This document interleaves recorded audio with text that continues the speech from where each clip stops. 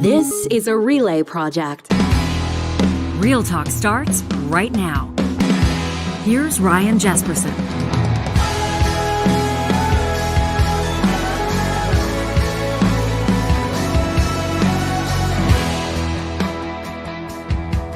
On this beautiful Wednesday morning, we welcome you to Real Talk. Thanks for making time for us. Coming up in today's episode, our minds are blown by the PGA's merger with the LIV Golf Tour. The PGA is in bed with the Saudis after absolutely ripping, ostracizing, banning its former players that took the money from the Saudis to leave the PGA Tour and join LIV. We're going to get into what some of the industry commentators are saying, what people who follow golf are saying about this, and try to wrap our minds around that story. Imagine you're Tiger Woods, who said no to an $800 million offer to join LIV. Imagine you're one of these players like Rory McIlroy, who went to the wall defending the PGA, only to find out yesterday, blindsided by a tweet, that the PGA was doing business with LIV, amalgamating the two tours. Absolutely mind-blowing stuff. We're also going to take you out to the mountains today. MyJasper Memories, presented by Tourism Jasper. We're going to talk about we're going to take you up onto the glacier, the Athabasca Glacier, talk about a very cool way to explore it. But we're going to lead off today with a story. This is kind of like, not the aftermath, but as the dust is settling on the Alberta election, two ridings in particular under great focus. A lot of people were paying attention to the ridings in Calgary-Glenmore and Calgary-Acadia. Now, these had mandatory recounts triggered because the results were so close. You may remember in Calgary-Acadia, Alberta's former health minister, former justice minister, Tyler Shandro, it appeared as though he had lost his riding, lost his seat by 7 votes. Well, the recount showed that it was actually a little bit more than that. It was 25 votes, but still, you're talking about 25 votes out of thousands and thousands. In Calgary-Glenmore, same deal. The United Conservative incumbent there, Whitney Issik, losing her seat by 42 votes. You know, this is like one group of families. These are like the parents of one hockey team. I mean, this doesn't take much, 42 votes, but it just goes to show how important it is to get out the vote, how important it is to campaign, how important it is to make sure that everybody that you're connecting with intends to give you their vote. We're going to be talking to the campaign manager for both of those ridings. We're going to talk to the NDP's campaign manager. She was overseeing Calgary-Glenmore and Calgary-Acadia. How did they do it? That's coming up in just a second with Esmahan Razavi. First, though, if you're thinking of a career in real estate, I want you to take one quick second today to check out Relo.ca. That's RELO.ca. Why? Well, because better real estate training starts right there. If you're one of the thousands of Albertans thinking of a career in real estate, you're going to want to visit Relo.ca. They offer better real estate training, professional expert webinars, entertaining podcasts, and excellent customer service. Relo's content is targeted so that you can meet exam criteria in the quickest amount of time. You can get your career started right now. They'll help you learn anytime, any place, at your own pace, which is a huge bonus, of course. There's no better time to start your real estate career, and there's absolutely no better place to do it than Relo.ca. Esmahan Razavi was the campaign manager for NDP candidates, now MLAs elect, Nagwan, Al-Guneid, and Diana Batten.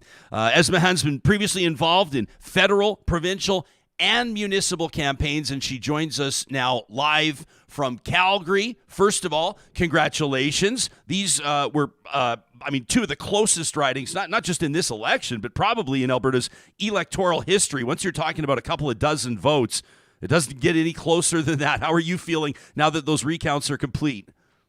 Relieved. And I've had slightly more sleep, so I'm feeling a little rested. But it was, a bit of an emotional roller coaster for us. It was so tight on Monday night, and we didn't really find out that we'd won at least the unofficial count until like 1 a.m. on Monday night. And then we had to go into a recount, and that was really nerve-wracking. And we were really excited that we came out to have won again. It's almost like you won twice in each riding. So yeah, nice. No kidding. I mean, this was kind of late Monday night that the news started to spread, and people started to I think feel a little bit more comfortable that the NDP had made those inroads in those ridings. What was your internal polling? I think most people know that there are polls that happen. They're either commissioned by PACs, or they might be commissioned by media outlets, but obviously parties are doing their own polling through the course of a campaign as well. What were your numbers telling you about these two ridings in particular? Well, on the local campaign, we actually didn't do internal polling. We were just looking at our data. And I believed that our data said that we were in a really, really tight race. And I told everyone, and it kind of started sounding like a line, but I really meant it, that we were cautiously optimistic, because we knew that we had put in so much work on the ground, and that, we were approaching these ridings in a way that was true to the individual ridings, both Glenmore and Acadia. There are 4 quadrants in Calgary. Each quadrant has its own character, and each riding has its own character too. We had exceptional candidates and an exceptional team. So I kind of thought that, all things considered, those things were going to put us over the edge. I wasn't sure how tight it was going to be, but we did it in the end. So I want to ask you, and is it unusual for someone to manage two different ridings, manage campaigns in two different ridings? I mean, it's obviously different candidates, different dynamics, different socioeconomic factors at play, different voting histories at play. Is that something that's kind of common for someone like you, or is this quite unusual as an assignment? It's the first time I'd ever done it. So I was, I was a little apprehensive, because these were the ridings that were the most talked about. As you know, in the media, these were the ridings that people were saying needed to flip in order to make government. But I was also really excited because, like I said, we had 2 exceptional candidates. I was really excited that they were both women. Because in particular, I have, started my career in politics supporting women candidates.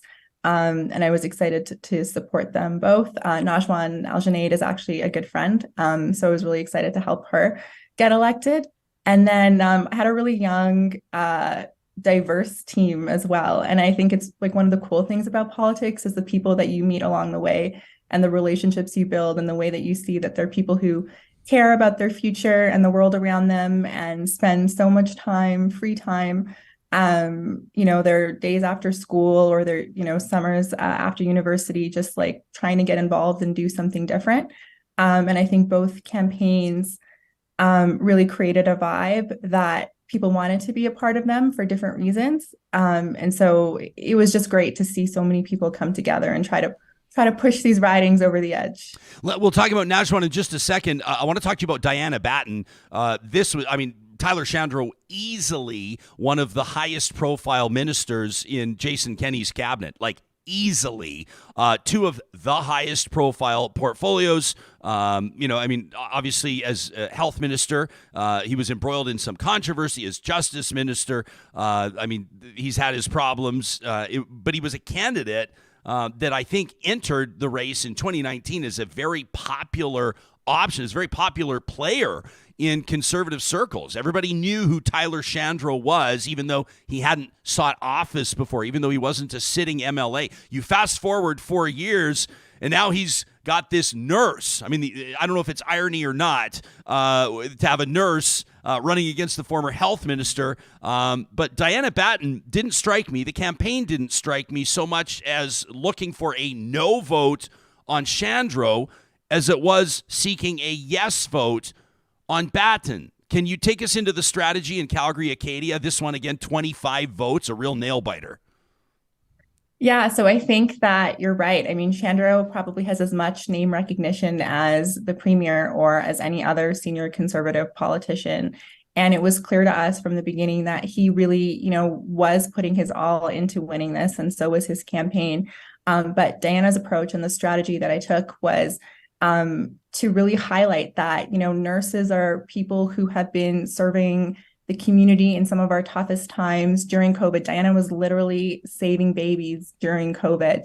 Like she was a neonatal nurse in the ICU. And so, talking about her and her story and the reason that she got involved because of what she was seeing in healthcare and around her. And so many people across Calgary, in Acadia and in Glenmore in particular, were worried about the healthcare system. Rockaboo isn't too far from these ridings. A lot of people work in healthcare or have, needed to wait for an ambulance or have waited in the emergency room for hours on end. And so for her to be able to bring her personal experience, and she is, and I don't know if this is something that she gets from her line of work, but she is a very compassionate person. And that just came through anytime she was having a conversation at the doors.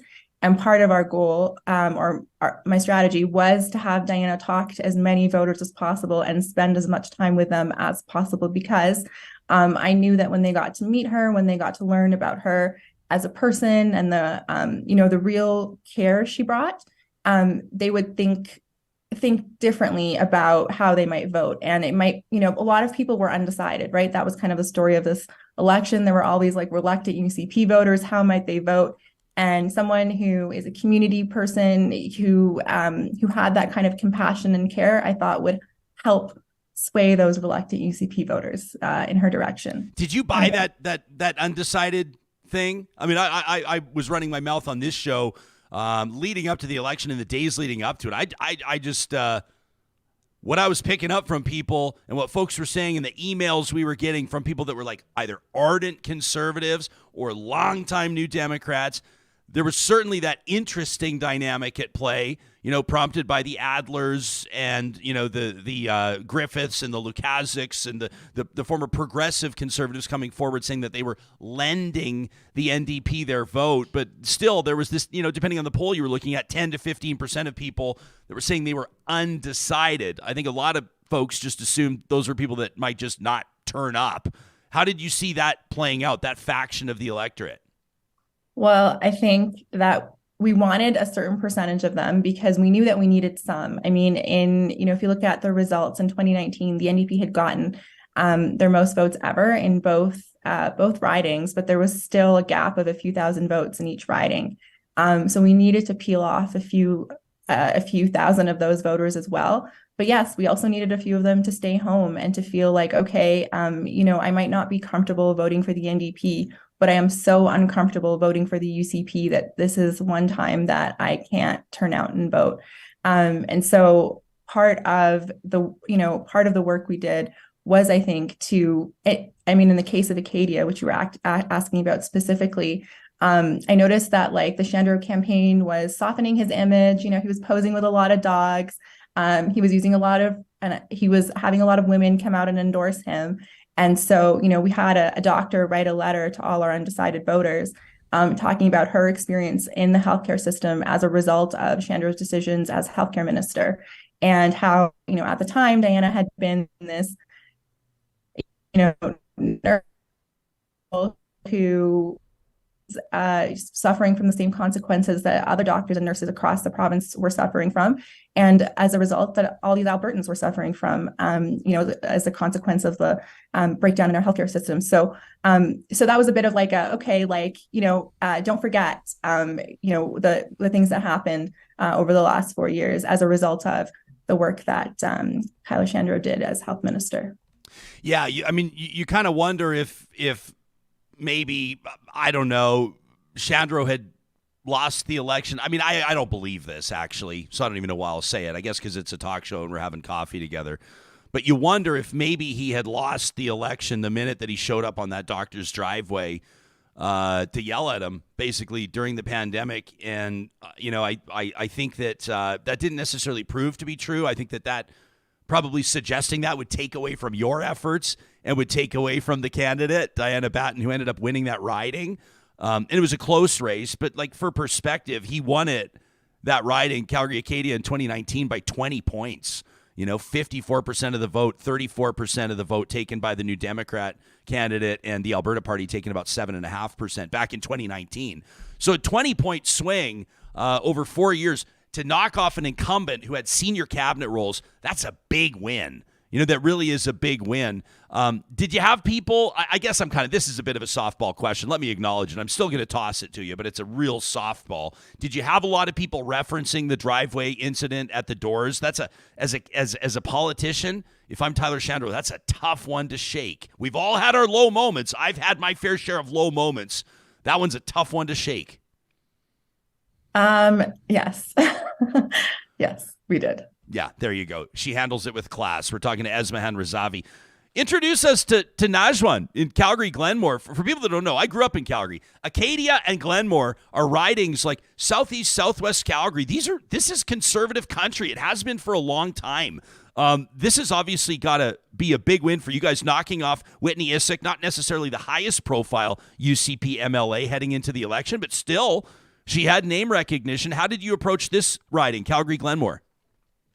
Well, Glenmore, I was lucky enough to be involved in from the very beginning of Nagwan's journey. I managed her nomination as well, and I was so excited about her running because, like I said, she's been a friend for years and years, and a total superstar. She is, or I guess now was, the director of the Business Renewable Centre of Canada. She's been involved in oil and gas for the last 15 years.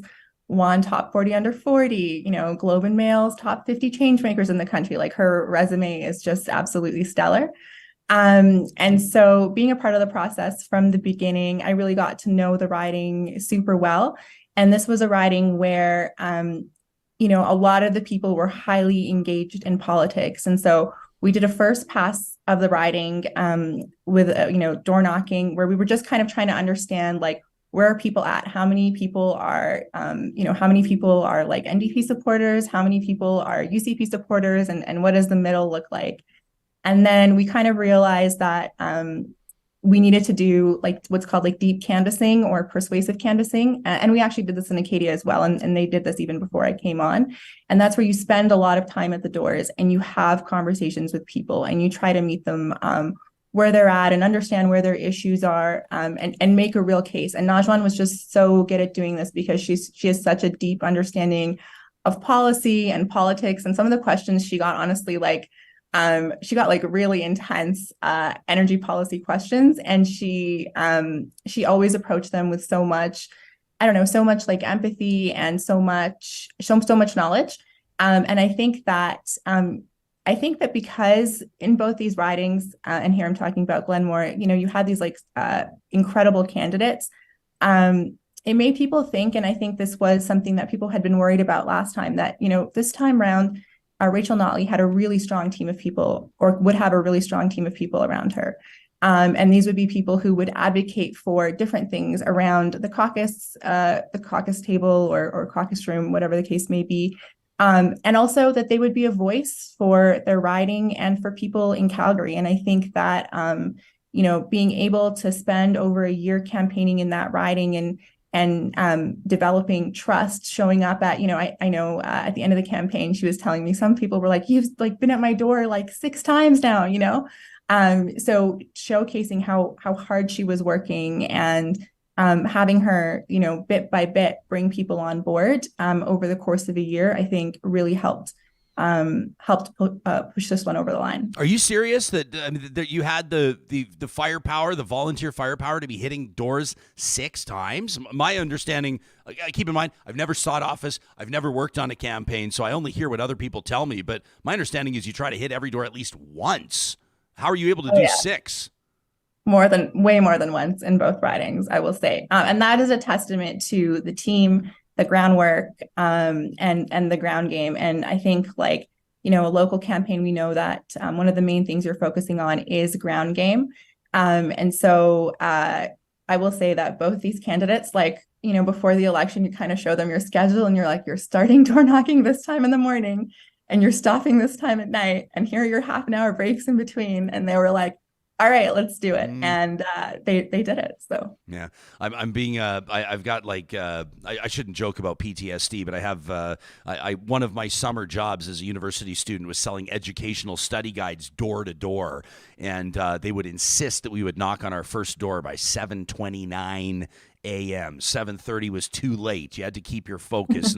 And I always kind of like cringed a little bit as I knocked on that door at 7:29. We'd always try to have an appointment set the evening before with the first door, so at least we wouldn't drive somebody nuts. But that's a tough gig. I mean, you see candidates that you're used to seeing in like like their finest polished shoes out there just wearing running shoes and hitting the pavement, and it really is a taxing effort that candidates from all parties put in, and that thousands of volunteers across the province put in.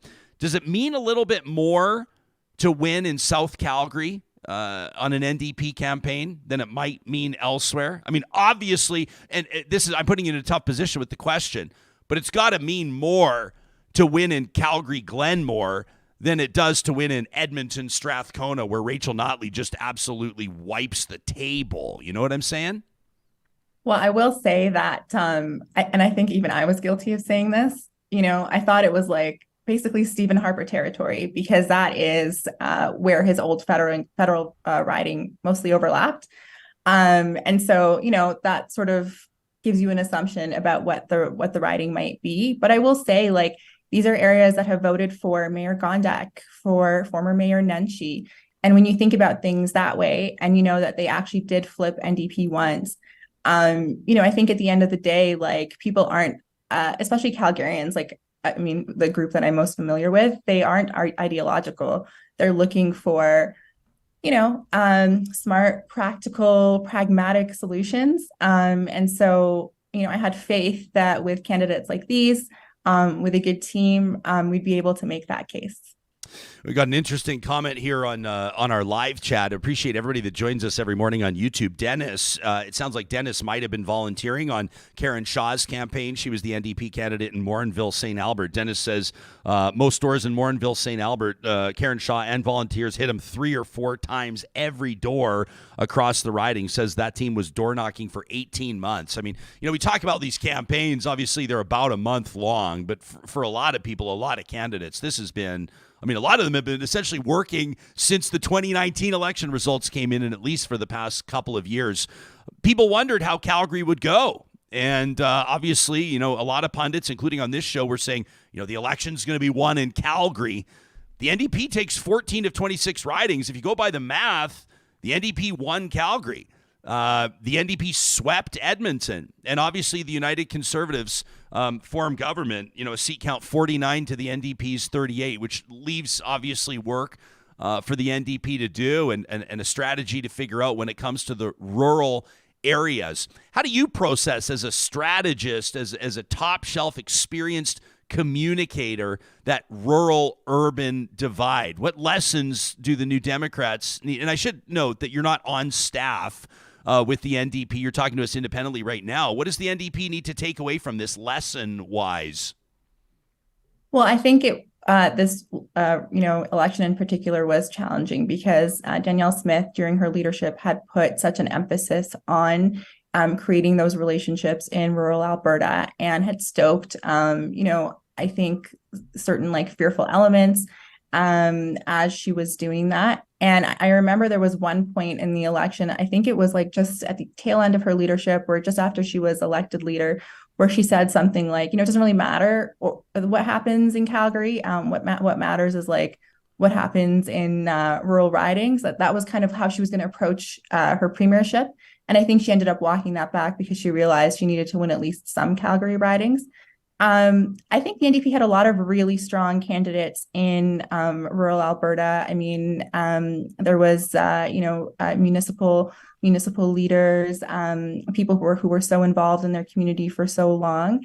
And I think, look, when I started politics, my career in politics, people told me there's something called a 2-election cycle, where you do your best in the first one and you make up as much ground as you can. And then, you have hopefully the same candidate stay if they did a good job, and work again, and work even harder and build on those relationships that you had already started to build on, because politics at the end is about people. And if you are investing the time and really working hard to build trust, then I think that you can do it. So I don't think that by any means, the rural Alberta is a write-off for the NDP. And I don't like thinking about, Albertans along those lines. At the same time, I do think that there are different interests in urban areas versus rural areas, and we can't be or I can't be naive to that, I should say. Yeah.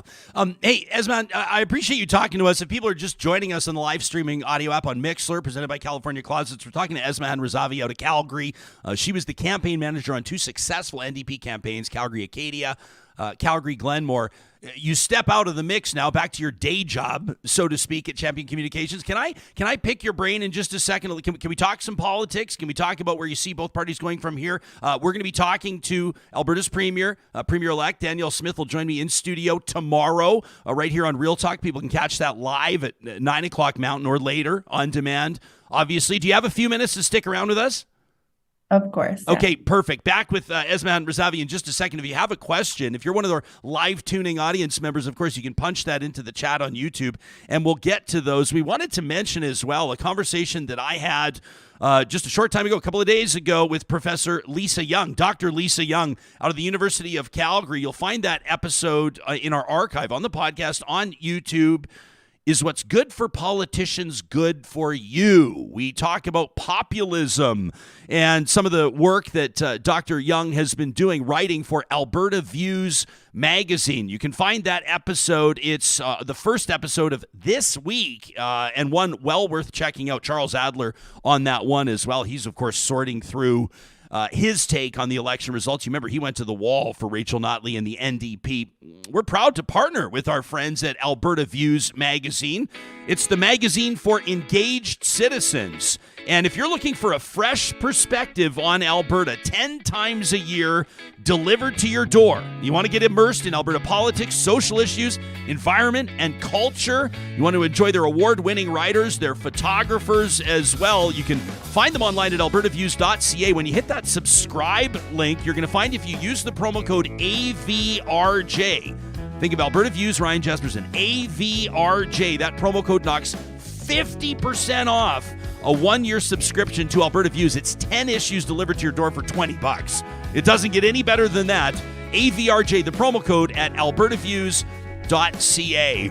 We're always excited when we get to tell you about Real Talk sponsors that are hiring, and that includes Apex Automation. Right now, they're looking to bolster their team right here in Alberta, across Canada, and for their brand new field office in Houston, Texas.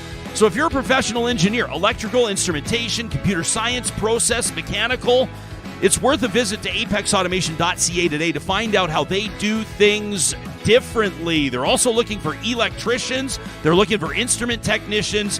If you want to be on the cutting edge of where automation's going in North America, including autonomous vehicles and machinery, robotics, all kinds of cool stuff, you can submit your CV today at apexautomation.ca. And another hiring alert, this is always good news stuff. Our friends at Kubi Renewable Energy, we tell you they're Alberta and Western Canada's busiest solar installer. And of course, this time of year, they've got their teams out and about. Northwest Territories, Saskatchewan as well, with applications commercial, residential, industrial, agricultural.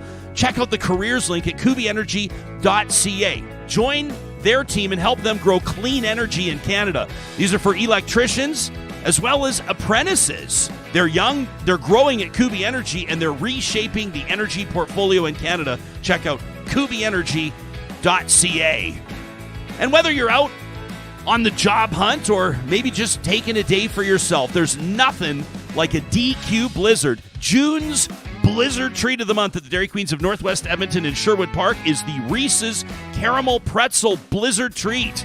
Summer should be one big adventure for you and your taste buds. You'll find this taste bud adventure of a lifetime at the Dairy Queens of Palisades, Nemeo, Newcastle, Westmount, and Baseline Road. When you visit a Dairy Queen of Northwest Edmonton and Sherwood Park, you let them know Real Talk sent you. We're hanging out with campaign manager, political strategist Esmahan Razavi, joining us out of Calgary.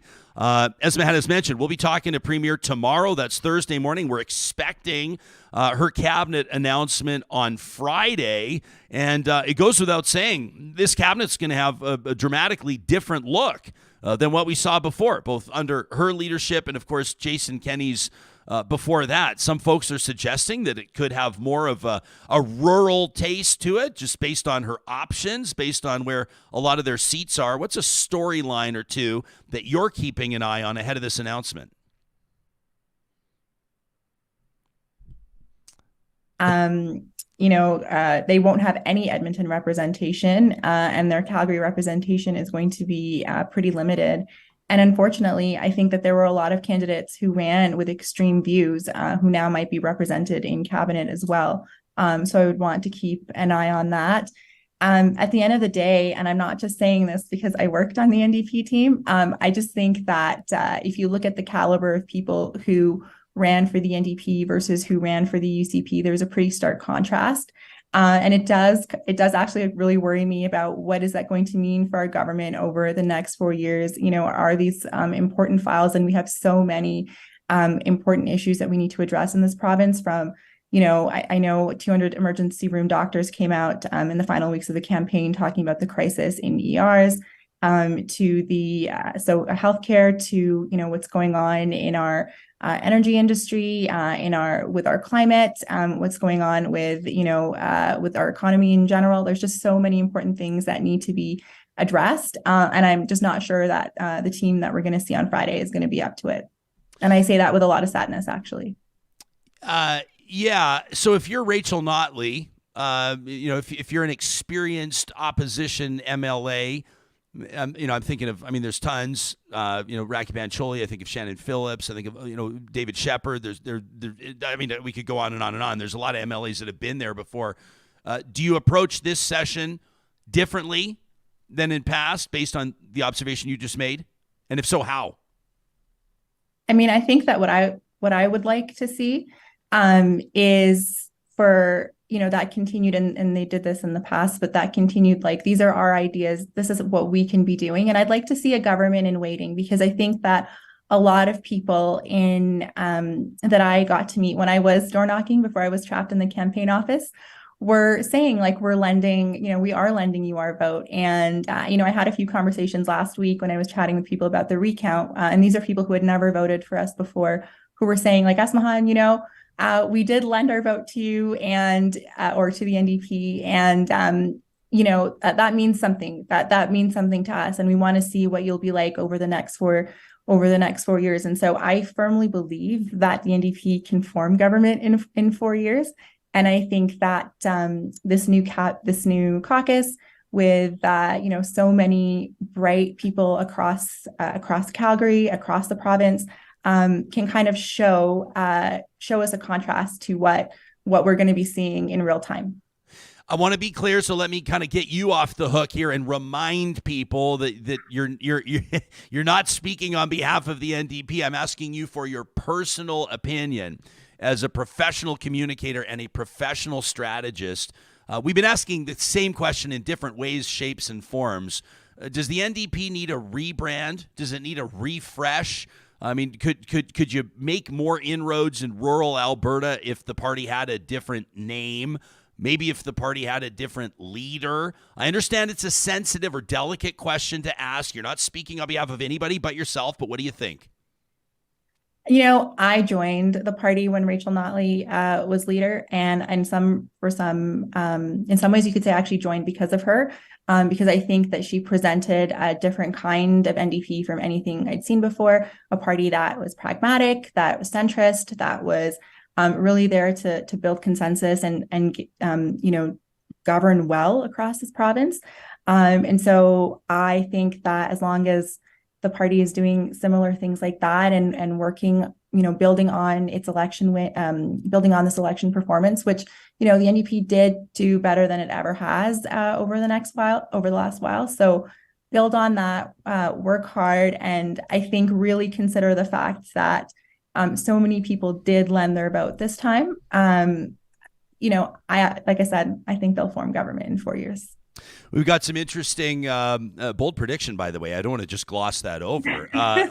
In closing, Esmahan, we've kept you longer than we asked, and we appreciate your availability. There's kind of a trend. There's an interesting discussion happening on our live chat right now, specifically about the rural ridings. And Nude here makes the joke that everybody does, says in many rural ridings, the UCP could run a hay bale, and the hay bale would win. And then we have Alberta Girl that says, I can't stress this enough. The NDP had their chance in 2015, and they blew it in rural Alberta. Those voters not only do not trust the NDP, but they see them as a threat. For people that may be watching this or catching this outside of the province or may not be nerds and geeks like us, we'll remind them of Bill 6, which I know that has been discussed ad nauseum. This was sort of casually described as the farm safety bill. And I know that this was one that Rachel Notley had described later as a learning opportunity. It was rolled out without much communication. It was spun by conservative opposition at the time as a threat on the family farm, that sort of a thing. The NDP's motivation, I think, in it all was worker protection. But that was an example of something that blew up in their face, and we saw Bill 6 referenced. We still see it referenced time and time again. So maybe that's one example. But how do you believe that the NDP could turn that trend around in rural Alberta and start to see wins? What's maybe one thing that you would advise the party to do over the next, let's say, 2 to 4 years? So I'm actually not too familiar with what they've been doing in rural communities over the last 4 years, but I would assume that they've been doing a lot of relationship building and, a lot of kind of like targeted outreach. I think that just based on the fact that they attracted so many qualified candidates in rural Alberta, that shows that they've got relationships in there. So what I would say is go in there and build trust. And at the end of the day, we talk about rural Albertans versus, urban Albertans, but we're all Albertans. And I think there are similar things that we care about. Some of the most heartbreaking stories I saw over the last 4 years were about rural communities that had no access to healthcare because, doctors had up and left, and there were no, emergency rooms were literally closed overnight, or people had to go and seek, care for, if they were pregnant, had to go seek care 4 or 5 hours away. So those are things that, that matter to you if you're in rural Alberta or if you are in, Calgary or Edmonton. And so I think maybe we do have these shared interests as Albertans. And the more that we can build trust in those communities where, maybe trust had been broken before, I think the more we'll see a bit of a sea change. Esmahan Razavi joining us out of Calgary, where she quarterbacked, managed 2 winning NDP campaigns, both of them nail-biters in Calgary-Acadia and Calgary-Glenmore. Thanks for sticking around. It's like once we start talking politics, once we start digging in, and we've got somebody who knows what she's talking about, we make the most of the interview opportunity. So we thank you for your time. Thanks so much for having me. Yeah, you got it. Real Talkers, let us know what you think about this. It's interesting to see some of our more, and I know that we don't know always everything about people in our live chat, but I've seen some who typically take a more of a conservative approach, saying that they didn't mind the way that things worked out in a couple of these ridings. And I think a big part of that is people referencing accountability and feeling that for the long-term health of their own party, whether it's the NDP, the United Conservatives, or otherwise, that the healthy nature of a party is determined by things like accountability, not just to the electorate in general, but to party members as well. Sure. You can send us an email to talk@ryanjesperson.com. And as mentioned, Alberta Premier-elect Danielle Smith will be joining us in studio tomorrow. That's at 9 o'clock Mountain Time. If you have a question for her, you can add it to the pile that we've already received. We sure appreciate that, Real Talkers. Talk@ryanjesperson.com is where you can find us. So we're going to go ahead and call these numbers final, Johnny, for now. We've been waiting to be able to talk about this seat count officially.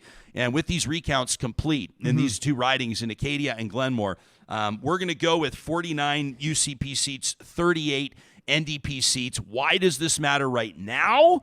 Well, at our Real Talk election night VIP viewing party, this was a gathering of 10 gold ticket winning Patreon supporters, as well as some of our amazing Real Talk sponsors, some elected officials, a couple of mayors in the House and others.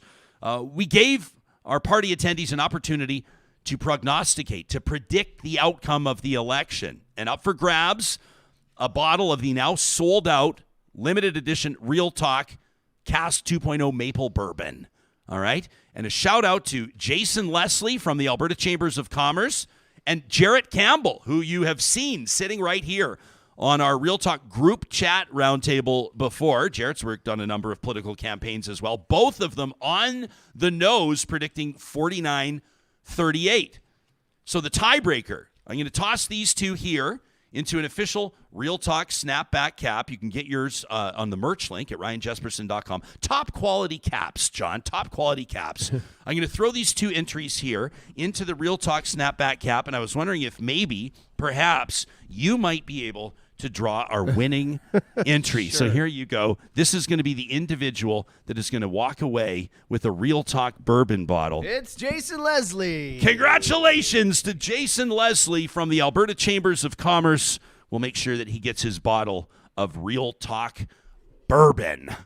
Every Wednesday, it's our pleasure to head out to the mountains, so to speak, and remind ourselves of the treasures, the adventures that await us in Jasper National Park. It's MyJasper Memories, presented by our friends at Tourism Jasper.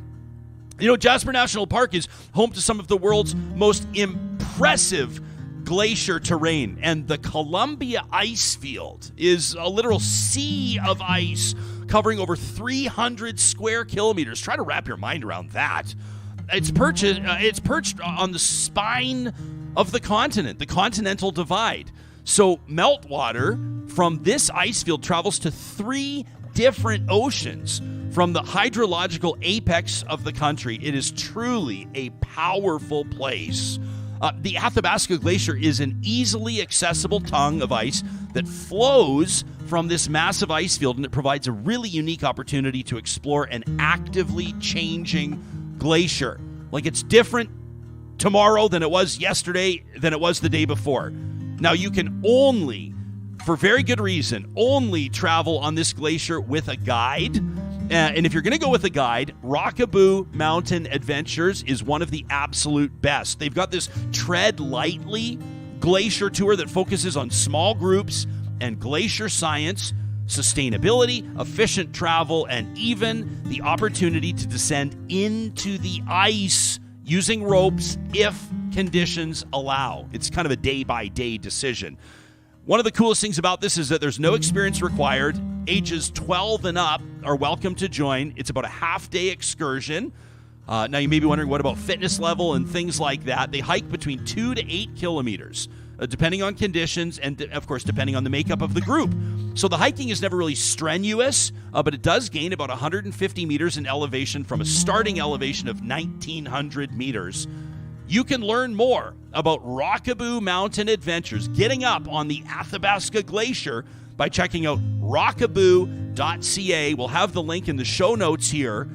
And of course, if you have photos or video you're posting, make sure you use the hashtag MyJasper, the hashtag RealTalkRJ as well. And we'd love to feature some of your Jasper memories right here on MyJasper Memories, presented by our friends at Tourism Jasper. We had signed off of yesterday's show for about 30 minutes on Tuesday when news breaks that the PGA Tour is joining forces with LIV Golf. This is, as you know, the Saudi-owned, Saudi-backed tour. LIV is the tour that pulled Phil Mickelson, one of the top-time greats, top 10 easily, Phil Mickelson, with an offer of reportedly $200 million. They went out then and they got other golfers like Bryson DeChambeau and Brooks Koepka and Cam Smith, like all the big, not all, but a lot of the big names in pro golf went after the money. And we debated on this show. I remember talking to Toronto sports writer Bruce Arthur about it. How do you say no to that money? If you're Dustin Johnson, how do you say no to $150 million guaranteed? And it was a debate that we pursued, and a lot of you chimed in on it. Some of you said, thinking back to 9/11, thinking back to the way that things went down, there's no way I would do business with the Saudis for any amount of money. And others said I would jump right away. You look at some of the dollar amounts that were reportedly left on the table. Yeah, the big names. Tiger Woods, $800 million. Tiger Woods reportedly offered $800 million by the Saudis, and he said no. I even heard close to the end they pushed $1 billion to try and get him, and he still said no. But yeah, the Rahm $300 million, Willie Z $130 million, Sam Burns $100 million, and now you're just going to be forced to work with them anyways. This is absolutely nuts. And so you've got literally these tours coming together, and this is, and we're going to get into this, like we're going to talk about what the pros are saying, and we're going to get into what the golf commentators are saying here, because this actually isn't just one of those, ooh, that's got a sting type scenarios. People are outraged. If you're Tiger Woods and Rory McIlroy, two of the world's best, two of the all-time greats, that went to the wall, that had strong words for their colleagues, their fellow golfers that went to LIV, how are you feeling when you learned by a tweet yesterday? You know, it was disclosed yesterday that Tiger Woods, probably the second greatest golfer of all time behind Jack Nicklaus, but maybe the best, learned along with everybody else that this was happening. Let's rewind 1 year. Okay, so here's the PGA Tour boss. This is Jay Monahan, who might not be in that position for long. I mean, this is supposed to be the professional golf. So the PGA is supposed to. This is supposed to be the players' league, right? And yesterday, a players' meeting apparently described as heated, which is probably the understatement of the year, as the players had their chance to communicate with PGA's top boss, Jay Monahan, who made this decision without their input, who made this decision, as far as the story goes, just over the past couple of weeks without involving any of the golfers that were going to wind up looking pretty stupid. A lot of the golfers that were going to wind up realizing that they had left like $150 million on the table. But here's Jay Monahan a year ago. Okay, this is right before the Canadian Open. This is right when the big names were leaving for LIV. This is right when Mickelson left. This is right when Dustin Johnson left. And here's what Jay Monahan had to say 1 year ago. Players, I've talked at a player meeting, and I've talked to a number of players individually for a long period of time. And I think you'd have to be living under a rock to not know that there are significant implications. And as it relates to the families of 9/11, I have two families that are close to me that lost loved ones. And so my heart goes out to them. And I would ask, any player that has left or any player that would ever consider leaving, have you ever had to apologize for being a member of the PGA Tour? So that's like a year ago. Well, now, this is why yesterday was so unbelievable, because I remember this quote by him. I remember playing the video, and I don't know what happened in the meantime other than the obvious one, which is money. Money. It's all about dollars. The money. So they're asking PGA Tour players, like, how will Jay Monahan, PGA boss, survive this? And some of the players are saying, well, he won't. He can't. People lie all the time, though. But it's a horrible look after such a heartfelt quote like that, and was blasted. It went viral. It went everywhere. And people were giving him props, and people were saying good for him and standing up and blah, blah, blah, and, referencing 9/11. And then, like you said, just a tweet. How about Canadian golfer? Not even a news conference to say this is why we did it. We were backed in a corner. Maybe this happened. Yeah. Maybe I'm retiring soon, and maybe someone else is taking nothing. Just a tweet.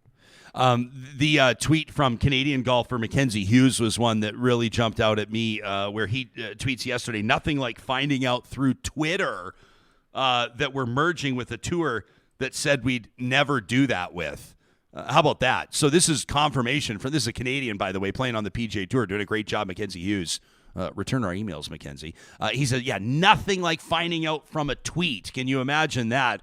Apparently, the creators of Top Spin, this documentary, season 1, people have been enjoying that. they had their cameras. They tweeted yesterday they had their cameras rolling on Rory McIlroy when he found out about this. So I think the next season of Topspin is going to be an amazing one to watch. Why don't we get to what some of the commentators are saying? Like yesterday, obviously, they were talking about this on Around the Horn on ESPN. Let's look at these here, Johnny. Well, you were just talking about Rory, but here's Joel Bell. Yeah, here's some more. There's so much to unpack, he says, but the thing I keep going back to is this: Rory McIlroy took a stand for what he believed was right, which brought an invisible pain and a weight that can't be measured, and was sold out by the very thing he was trying to defend. Mm-hmm. Turned down $500 million. Jesus. Kind of reminds me of like Ted Lasso when his wife ends up dating their marriage counselor. Yeah. So do you think anyone will actually say that's it for me? Maybe a few guys. I mean, I think Tiger's done anyways. Close to being done. The strange but do you thing, think any guys will actually stand up and say, no, I'm not playing golf anymore for PGA because of I this? doubt it. No. I doubt it. I mean, the whole thing about the PGA is its history and its tradition and the chase for the championships, right? And those that are trying to win those majors. I mean, you look at recent wins and obviously like Brooks Koepka, when he joined that 5 major club just a short time ago, people were talking about how almost all had been, he was getting praise from both sides, from the LIV players as well as the PGA players. They came together because there's almost that reverence around the majors. I can't see players walking away from this, but just on a personal level, like imagine how pissed you would be if you left, and I know a lot of people in our live chat right now are saying, I can't wrap my mind around the dollar amounts we're talking about. I can't either. I can't imagine what it would be like to be offered $150 million to go join another tour. But imagine you're a player that didn't do it on principle, and 1 year later, you should have taken the money. Yeah. Imagine the things you could do. You could end world poverty with the amounts, all those dollar amounts, and it's. You could fill a whole swimming pool with Ferrero Rochers, Johnny. Jesus. You could fill a whole swimming pool with Ferrero Rochers. On Around the Horn on ESPN yesterday, Mina Kimes was talking about this. Everybody was talking about this. We thought we'd maybe, run through the course here and see what some of the top comments were. Here's Mina Kimes. Watching Jay Monahan, the commissioner, try to justify this, I think I'm struck by two things. He managed to both sell out morally and also sell out his own constituency at the same time, which is truly remarkable for a commissioner. Put yourself in the shoes, as Tim said, of a PGA golfer who turned down LIV money. Over the last year plus, you have believed you were taking a principled stand. You have watched your peers accept, in some cases, hundreds of millions of dollars to link arms with a regime with a terrible human rights record. You may have spoken out against that record, and you have been told yours is a player-run organization. Today, you wake up and you realize that was all a lie. And if I were them, I would be seriously questioning leadership, not just for this decision, but the way in which it was rolled out. Yeah, no kidding. To say the least.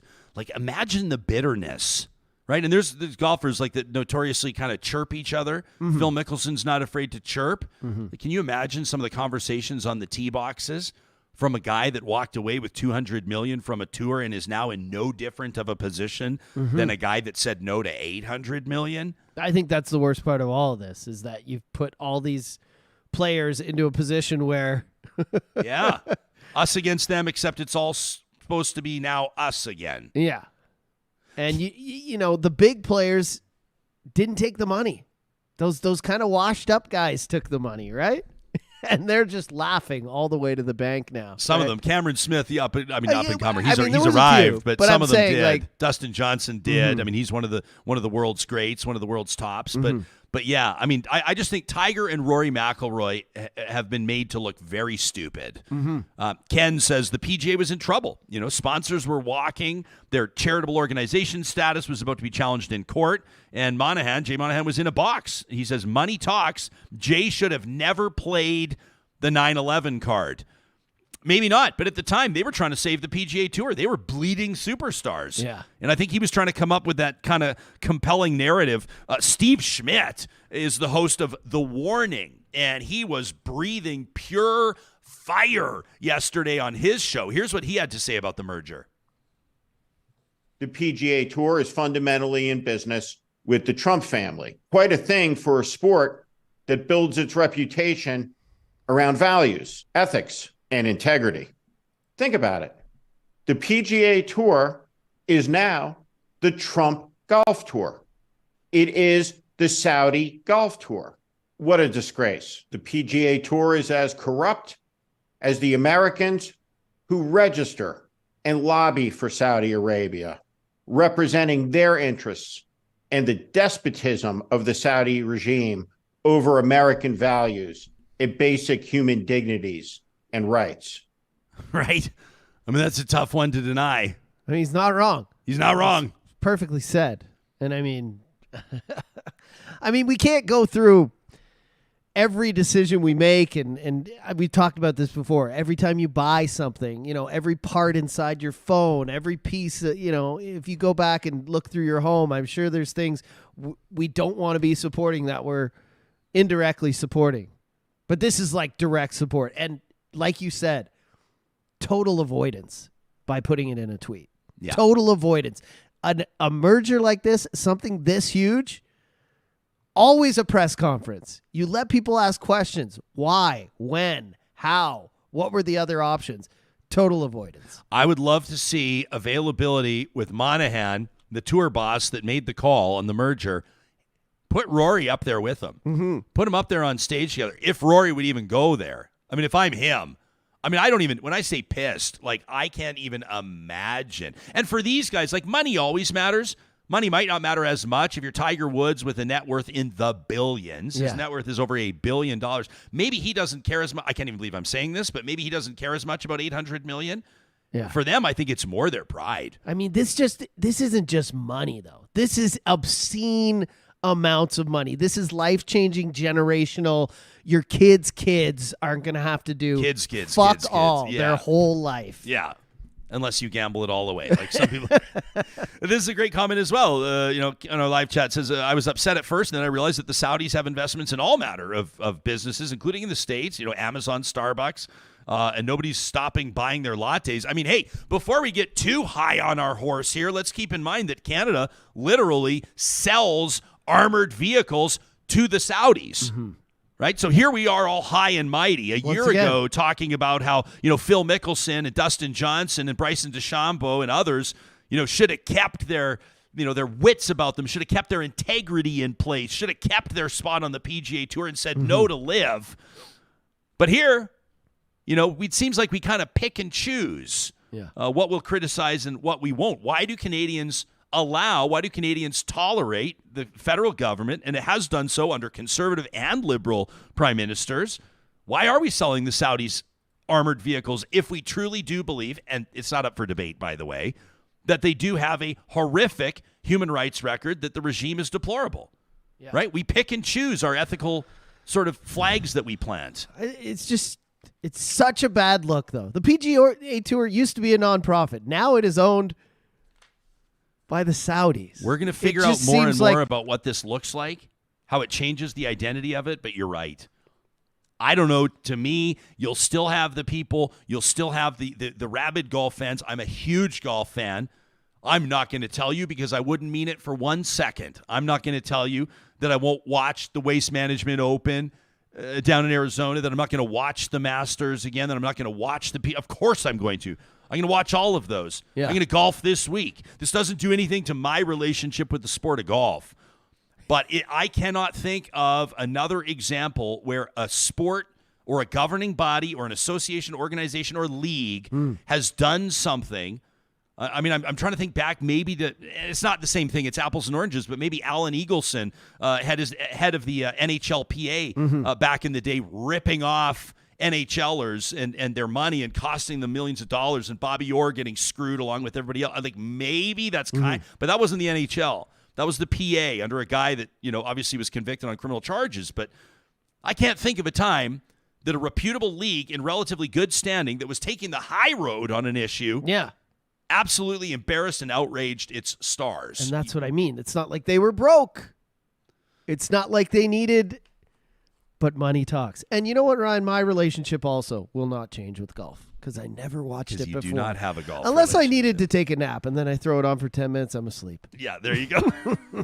There's something about Jim Nance's voice, right? As we approach 16. No, I do a bad Jim Nance. Hey, speaking of golf, And we can tell you that none of this is funded by the Saudis whatsoever. If you want to feel good about a day on the golf course, the Real Talk Golf Classic, our second annual, is coming up on Thursday, June 22nd at the Ranch Golf and Country Club, also not owned by the Saudis. Fully funded by Canadian-owned businesses. Yes, presented by our friends at CWB Wealth. They're going to reach out politely and say, would you mind not sort of like chatting about the Saudis and us and the same? Hey, it's Real Talk. We don't follow a script. We've still got spots for a few golfers available. This is, again, a 2 p.m. shotgun start with a fantastic patio lunch before and a steak dinner after. A chance to win a Jeep and tens of thousands of dollars in leather furniture and Oilers tickets and a whole bunch of other really cool stuff. We've got food trucks out there. We've got cocktails being poured. You're going to have a chance to visit the Real Talk Tee Box with Johnny Infamous spinning tunes. It was an absolute rager last year. It was a Not rager. that I'm complaining, but a little less people under the tent. Yeah. I know it was raining. Well, it's not going to rain this year. Knock on wood. It's not going to rain. Thursday, June 22nd, 2 o'clock start. You can register at ryanjesperson.com. Just click on the events link. All of the proceeds, every single dollar, once costs are covered, funds the Real Talk Julie Rohr Scholarship, which provides $5,000 annually to a post-secondary student somewhere in Canada that has lost a parent to cancer. And you can find more details on the scholarship as well. You just check out the events link, ryanjesperson.com. The Real Talk Golf Classic goes Thursday, June 22nd, presented proudly by CWB Wealth. You know who's going to be there is our friends at Friesen Brothers. I'm super excited about this. They're bringing out their grill. Friesen Brothers is big on supporting Alberta causes. For more than 65 years, they've been Alberta-owned and Alberta-grown, and they're celebrating Pork Month through the month of June, and that means, of course, ribs and bacon and that 4 different types of flavors of their famous Ivan's sausage. It's a perfect time, just right at the kickoff of barbecue season, to go check out what the amazing butchers have waiting for you at Friesen Brothers. You can find them online at friesen.com. Are you one of those Canadians that's looking to maybe better your chances in a competitive job market right now? Maybe learn a little bit more about a subject that's fascinating you, but you don't have time to commit to that rigid and regular university schedule? Take a second today to visit athabascau.ca. It's Canada's open university. The best part about studying at AU, they've got world-class accredited online programs and courses. Whether it's undergrad, graduate, even a PhD, you're ready to rock when you graduate from AU, but you can study on the schedule that suits your lifestyle. Your only commute is to your device. And there's nothing else like it in Canada. That's why tens of thousands of students are pursuing their post-secondary studies at Athabasca University. You can find them online today at athabascau.ca.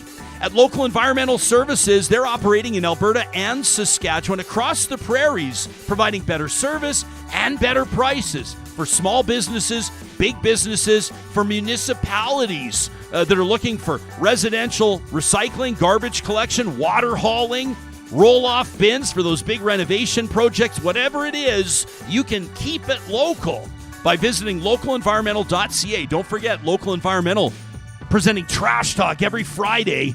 If you want to vent about something, including that Saudi LIV merger with the PGA, we'd love to hear it. Send us an email to talk@ryanjesperson.com. And a quick note as well, for those of you that right now are looking at what a beautiful day today in our neck of the woods. You're looking out to your backyard and you're going, this space has so much potential, but you don't have the time or the expertise to get it there. It's not practical that you're going to tear up all of that burnt out sod, that you're going to dig out those beds and build the retaining wall, let alone put in that new outdoor kitchen or that water feature. Do yourself a favor and check out Eden Landscaping's work online at landscapeedmonton.ca. You can check out their portfolio, what they've done from the ultra-modern designs to the natural beauty installations. For more than 20 years, they've been earning the referrals and return business of their clients. You can find out why so many people are working with Eden Landscaping by checking out the links at landscapeedmonton.ca. So tomorrow's going to be a big show. Irshad Manji, the celebrated author, will join us. She's in Edmonton to deliver a keynote coming up later this week, and she's going to be talking to us about going from polarization to collaboration.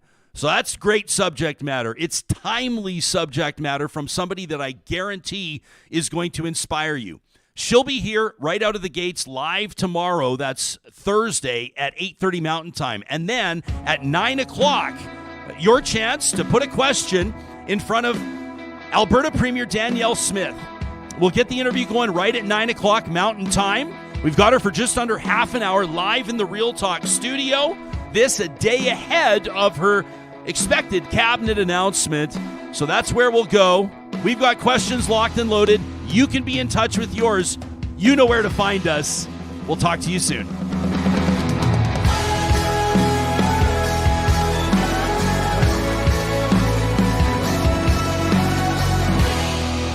Real Talk is hosted by